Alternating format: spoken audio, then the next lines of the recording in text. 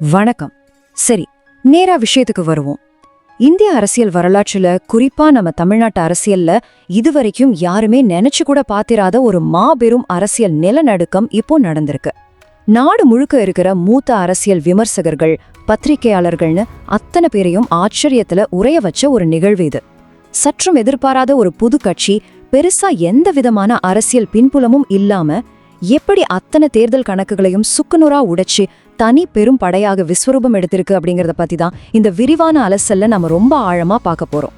நடிகர் விஜய் அவங்களோட தமிழக வெற்றி கழகம், அதாவது தவேகா, எப்படி ஒரு அண்டர்டாக் நிலையிலிருந்து ஒட்டுமொத்த அரசியல் களத்தையும் சிங்களா புரட்டி போட்டிருக்கு. அந்த பிரம்மாண்டமான புள்ளி விவரங்களுக்கு பின்னால ஒளிஞ்சிருக்கிற உண்மையான வியூகங்கள் என்ன? வாங்க முழுமையா அலசுவோம். இன்னைக்கு நாம பார்க்க போற முக்கிய அம்சங்கள் இதோ. முதல்ல தமிழ்நாட்டுல நடந்திருக்கிற இந்த சரித்திரபூர்வமான அரசியல் மாற்றம். ரெண்டாவதா தவேகாவோட நம்பர்ஸ் மற்றும் டேட்டாவை கொஞ்சம் பிரேக் டவுன் பண்ணி பார்க்க போறோம். மூணாவதா யாருமே எதிர்பார்க்காத மாபெரும் அரசியல் தலைவர்களோட அதிர்ச்சி அளிக்கும் தோல்விகள். நாலாவதா எக்ஸிட் போல்ஸ் எனப்படும் கருத்து கணிப்புகளுக்கும் நிஜத்துக்கும் இடையில இருந்த அந்த மலைக்க வைக்கிற வித்தியாசம். அஞ்சாவதா இதுக்கு தேசிய அளவிலான ரியாக்ஷன்ஸ் எப்படி இருக்கு, கூட்டணிகள் எப்படி மாறும்னு பாப்போம். கடைசியா இது உருவாக்க போற புதிய அரசியல் நிலவரம். வரலாற்று பூர்வமான அரசியல் மாற்றம். பல வருஷமா இருந்த ஒரு கட்டமைப்பு இப்போ எப்படி உடைஞ்சிருக்குன்னு பாப்போம். இங்க நாம முக்கியமா கவனிக்க வேண்டிய பாயிண்ட், இந்த 50 வருஷம் அப்படிங்கிற காலகட்டத்தோட முழுமையான எடையத்தான். யோசிச்சு பாருங்க, 50 வருஷம் இது சும்மா ஒரு சாதாரண கால அளவு இல்லைங்க, அரை நூற்றாண்டு. தமிழ்நாட்டுல பல தலைமுறை வாக்காளர்கள் திமுக மற்றும் அதிமுக அப்படிங்கிற ரெண்டு பெரும் கட்சிகளோட ஆதிக்கத்தை மட்டும்தான் பார்த்து வளர்ந்துருக்காங்க.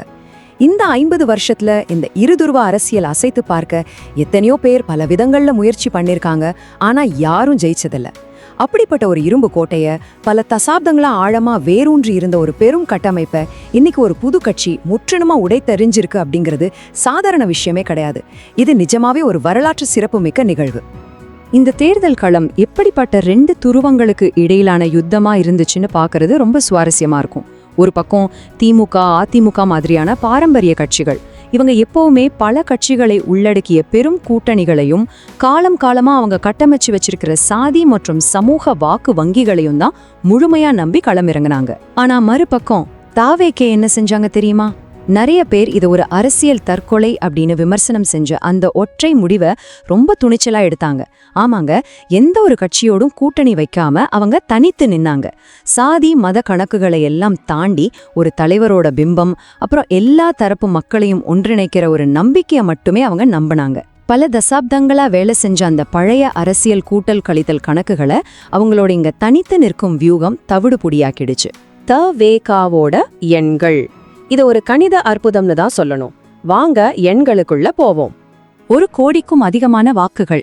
கட்சி ஆரம்பிச்ச வெறும் 2 வருஷமான நிலையில தவேகா வாங்கியிருக்கிற இந்த வாக்குகளை நம்ம அவ்வளோ சாதாரணமா கடந்து போயிட முடியாது. எந்த ஒரு மாபெரும் அரசியல் பின்பலமும் இல்லாம, பாரம்பரியமான கூட்டணி பலமும் இல்லாம 1 கோடி பேரை வாக்குச்சாவடிக்கு வரவழைச்சு ஓட்டு போட வைக்கிறதுங்கிறது எவ்வளவு பெரிய சவால்னு கொஞ்சம் நினைச்சு பாருங்க. இது ஒரு இமாலய இலக்கு. பெரிய பெரிய அரசியல் கட்சிகளே தங்களோட பலத்தை நிரூபிக்க கூட்டணிகளை நம்பியிருக்கிற இந்த காலத்துல தனித்து நின்னு ஒரு புது கட்சி இந்த இலக்கை அடைஞ்சிருக்குன்னா அது அடிமட்ட அளவுல அவங்க செஞ்ச அசுரத்தனமான ஒருங்கிணைப்பை தான் காட்டுது. இந்த இடங்களோட எண்ணிக்கைக்கு பின்னால இருக்கிற நிஜமான வெற்றியை நாம கவனிச்சாகணும். தவேகா 107 இடங்களை வென்று தமிழ்நாட்டோட தனி பெரும் கட்சியா விஸ்வரூபம் எடுத்திருக்காங்க. அதே சமயம் பல கட்சிகளை உள்ளடக்கிய மாபெரும் திமுக கூட்டணி 74 இடங்களையும், அதிமுக கூட்டணி 53 இடங்களையும் மட்டுமே வாங்கியிருக்கு. தவேகா கூட்டணிகளை முறியடிச்சது மட்டும் இல்லாம அவங்கள விட மிகப்பெரிய வித்தியாசத்துல எந்த போட்டியும் இல்லாம முன்னிலையில இருக்காங்க. அத்தனை அரசியல் ஜாம்பவான்களையும் பின்னுக்கு தள்ளிட்டு சிங்களா வந்த ஒரு கட்சி முதலிடத்தை பிடிச்சிருக்குன்னா மக்களோட மனநிலையில எந்த அளவுக்கு ஒரு மாபெரும் மாற்றம் வந்திருக்குன்னு இது மிக தெளிவா உணர்த்துது. மாபெரும் தோல்விகள், வீழ்ந்த ஜாம்பவான்கள், இந்த எண்கள் ஏற்படுத்தின அதிர்வலைகள் ரொம்ப பெருசு. இந்த தோல்விகளோட பட்டியல் நிச்சயம் எல்லாரையுமே அதிர வைக்கும். இதை நான் படிக்கும்போதே அந்த அதிர்ச்சியை நீங்களும் உணர்வீங்க. தற்போதைய முதலமைச்சர் திரு மு.க. ஸ்டாலின் அவங்க கொளத்தூர் தொகுதியில தோல்வியை தழுவியிருக்காங்க. ஒரு ஆளுங்கட்சியோட முதலமைச்சரே தோற்பது அப்படிங்கிறது எவ்வளவு பெரிய அரசியல் பூகம்பம்.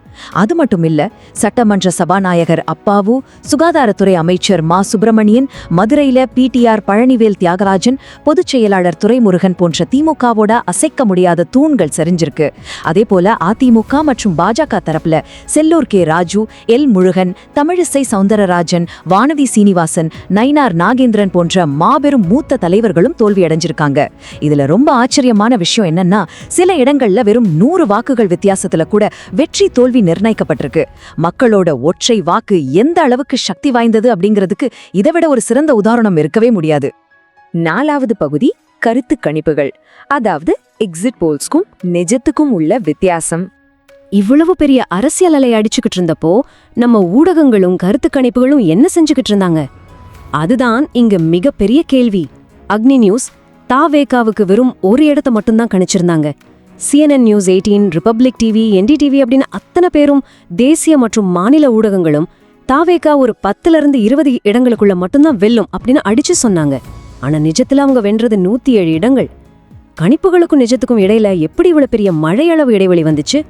கள நிலவரம் எப்படி அத்தனை ஊடகங்களோட கண்கள்ல இருந்து மறைஞ்சிருந்தது? ஆக்சஸ் மை இந்தியா மற்றும் IPS ரவி ஆகியோரோட கணிப்புகள் மட்டும்தான் நிஜமான கள நிலவரத்தை ஓரளவுக்கு சரியா பிரதிபலிச்சிருந்தது. இது மொத்தமா ஊடகங்களோட கணிப்பு முறைகளையே நம்ம மறுபரிசீலனை செய்ய வச்சிருக்கு. மாபெரும் அரசியல் விமர்சகர்கள் எல்லோரும் கள நிலவரத்தை கணிக்க தவறிய நிலையில நம்ம சினிமா டைரக்டர்கள் முன்னாடியே இதை கணிச்சிட்டாங்களோ அப்படின்னு ஆச்சரியப்பட தோணுது. கோட் படத்துல இயக்குனர் வெங்கட் பிரபு வச்ச TN07 CM 2026 அப்படிங்கிற கார் நம்பர் பிளேட்டும், பிகில் படத்துல இயக்குனர் அட்லி வச்ச CM தொகுதி அப்படிங்கிற அந்த மாசான வசனமும் இன்னைக்கு அப்படியே நிஜமாகிவிட்டத இணையவாசிகள் எல்லாரும் ரொம்ப கொண்டாட்டத்தோட ஷேர் பண்ணிட்டு வராங்க. அரசியல்ல நடக்கிற ஒரு சுவாரஸ்யமான சினிமா மேஜிக் இது. தேசிய அதிர்வலைகள் மற்றும் கூட்டணிகள், இதோட தாக்கம் இந்தியா முழுக்க எப்படி இருக்குன்னு பார்க்கலாம். மாநில அளவிலான இந்த நிலநடுக்கம் மாநில எல்லைகளை தாண்டி எப்படி எதிரொலிக்குது அப்படிங்கிறதுக்கு நடிகர் நானேயோட இந்த ட்வீட் ஒரு மிகச்சிறந்த சான்று. எதிர்பார்க்காத ஒருவர் வெற்றி பெறுவது எப்போதுமே ஒரு முழுமையான சினிமா போன்றதுதான். அது எங்க மாநிலத்துல நடந்துச்சு, இப்போ எங்க அண்டை மாநிலத்திலயும் நடக்குது அப்படின்னு அவரு பதிவிட்டிருக்காரு. இது ஏன் இவ்ளோ ஆழமா எல்லார் மனசுலயும் பதியுது? ஏன்னா எல்லா முரண்பாடுகளையும் தாண்டி எளியவன் ஒருத்தன் மாபெரும் சக்திகளை வீழ்த்துவது அப்படிங்கிறது நிஜ வாழ்க்கையில நடக்கிற ஒரு ஹீரோயிசம். அந்த எமோஷனல் கனெக்ட் தான் ஒட்டுமொத்த இந்தியாவையும் இன்னைக்கு தமிழ்நாட்டை திரும்பி பார்க்க வச்சிருக்கு.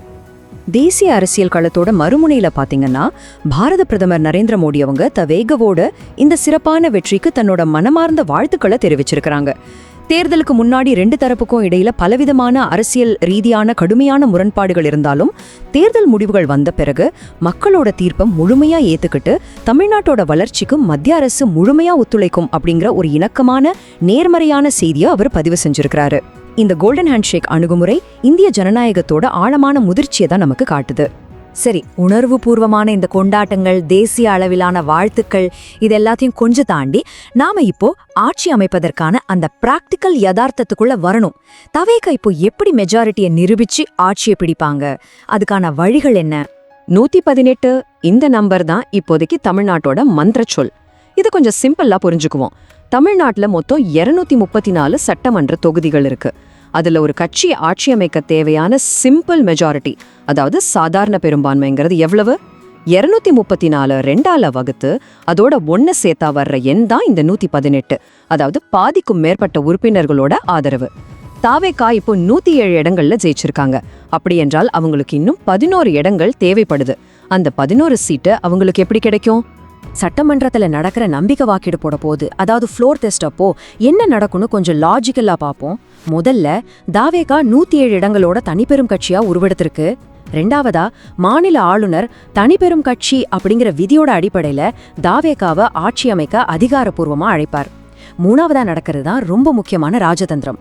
பெரும்பான்மைக்கு தேவையான அந்த 11 இடங்களை நிரப்ப எதிர்க்கட்சி கூட்டணியில இருக்கிற காங்கிரஸ், விசிகா அல்லது பாமக மாதிரியான கட்சிகளோட பேச்சுவார்த்தை நடத்தி அவங்க வெளியிலிருந்து தர்ற ஆதரவு மூலமா, அதாவது அவுட் சைட் சப்போர்ட் மூலமா தாவேகா ரொம்ப ஈஸியா பெரும்பான்மையை நிரூபிக்க முடியும்.